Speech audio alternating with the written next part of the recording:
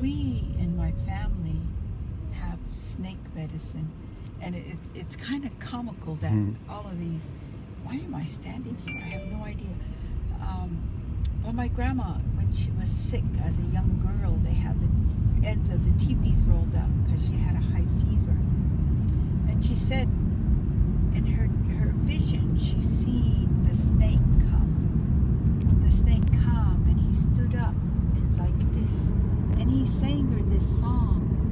And he said to her, "We come with the wind. We come with the wind." And as he came, he gave her medicine to heal people.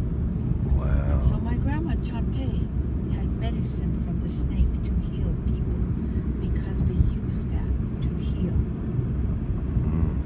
And we have always known this in our family. And as we're talking about all of these things, I just now thought in my mind, wow, that is our song. We come with the wind to heal. And I don't know how this is all playing out. I don't understand anything that's happening, but it's happening. It's happening. It really and is. as I was listening to you talk there, I was thinking, does he know about my family? About the gifts. So we had always joked and we called ourselves witches because the priest were you had mini come. witches or were you mini witchonies? Sorry. Yeah, when the priest came and told my grandmother she could not practice her medicine, that it was witchcraft, and he called her a witch. And so in our family they just always called us women witches, and it was just a joke. Yeah. But I asked my aunt, my great aunt, I said, "Auntie, why do you call us witches?" And they said, because we had that snake medicine, and the Catholic priest thought that was a bad thing. She said, but it is not. It is a healing medicine. We heal people. And so she said it was just one of those misunderstandings when they came to meet our people. Oh. And so we've always used it as a joke, but as I'm listening to you talk about all this stuff, and I was like, wow, this is all so strange. It's interesting to think of some of the metaphors of like a snake and venom, and using the venom to heal people. You know, so it's interesting that we're using the term snake as though it's a bad thing. It can never be. been in my family. Yeah. And I am from the Cannonball River. Yeah. So there's something in that too. As long as we have something in our hearts that we're so, like I can catch myself saying, "Oh, the snake. We need to defeat the snake and this and that." Well, we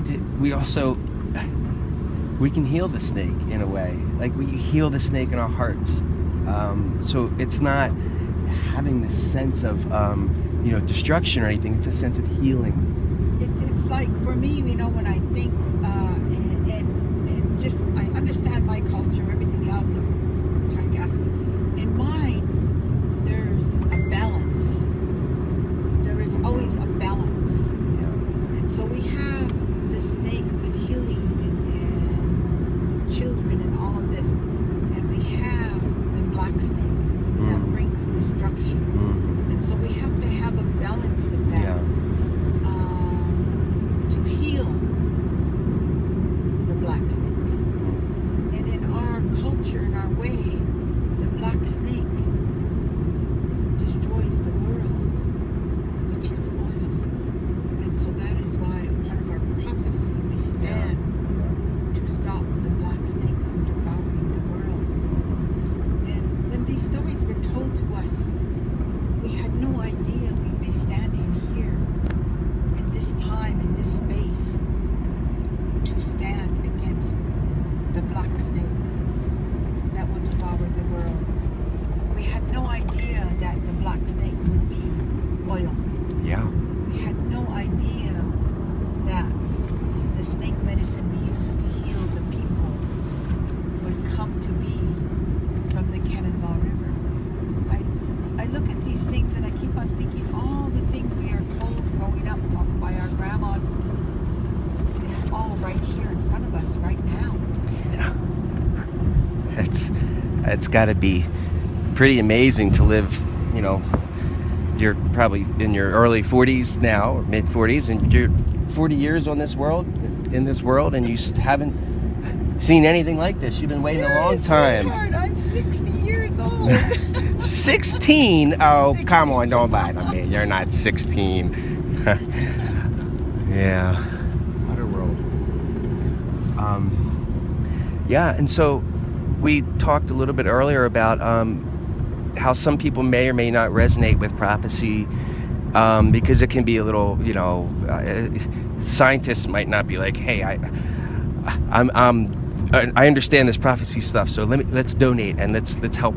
They're going to be like saying more like, hey, I understand the science behind this. We shouldn't be doing this in the first place, let alone the way we're doing it. But I'd like to expand a little bit more on the prophecy part. Look at that river. This is the same river. We just drove an hour. This is where they were going to put the pipeline, but they didn't want to endanger the people of Bismarck. So they decided to move it down the river to where it was going to endanger people less or lesser people, however they saw it. We don't know. Expendable. Expendable. That's how they refer to us. Expendable.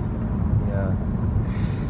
So as those two worlds, you know, the science way of looking at it and the mind way, kind of intermingle with this prophecy way, this is the learning of the ways of the heart, of the ways, you know, the Native Americans are showing us how they feel, how they live, and how they're with their heart. And so their story, while it might not be science, is pretty spectacular in the way that this is unfolding.